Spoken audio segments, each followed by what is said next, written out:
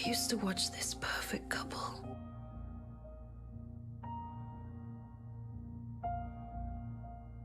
I play Rachel.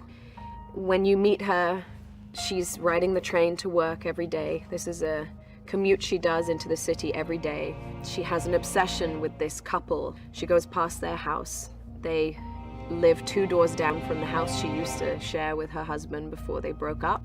And she finds a lot of comfort and solace in this couple that she obsesses over, and they seem like the perfect couple, the match made in heaven. Once the script really took on a very powerful form, and I could see it visually, I could see how this could work as a film, I think that's when I got really excited. Tate has a really good way of keeping the set really light, you know, and I think that I probably needed that with this very heavy role, is for someone who wasn't going to straitjacket me and, you know, be too dictatorial about it. I think that he gives you a lot of freedom, a lot of creative freedom. The thing that made it very interesting to me was this idea of sort of gaslighting the alcoholic, you know, this person whose memory is shoddy at best, brought on by alcohol.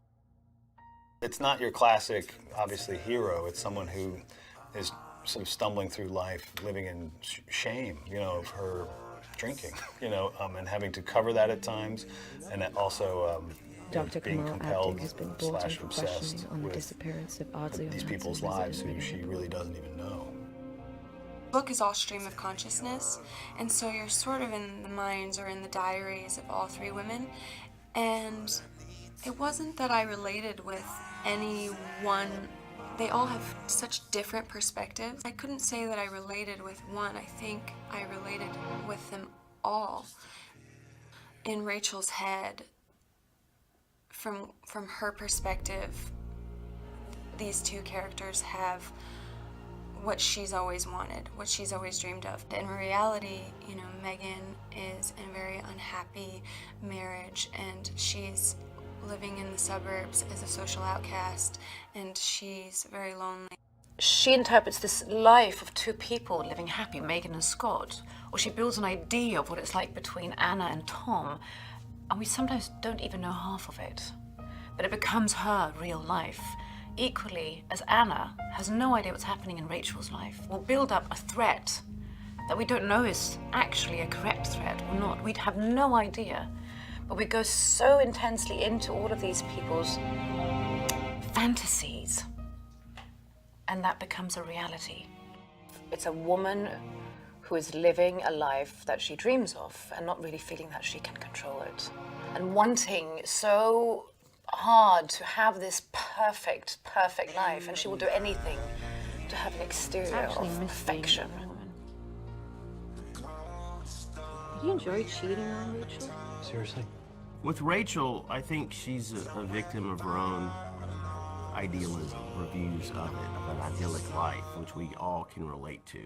And a lot of times when you hold on to this idyllic setting that you're trying to create and it does not go as planned, it's often hard to accept that.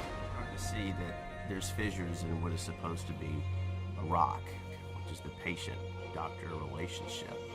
And he has many fissures, and you can't quite figure out what his motivations are.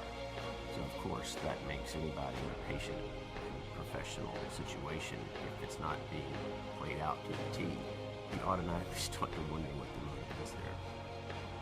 This is about how women treat each other and the cause and effect of women's choices on one another. So I thought it would be really interesting to have the chief detective be a woman trying to crack the story of these 3 women, and then to make a man be her sidekick. I thought that was fun. Well, because she is an alcoholic, She was and standing because she has an on the deck with this man, overactive Husband imagination, Scott, who brought- No, it wasn't she him. becomes the only real witness to this potential murder, but therefore the most unreliable witness.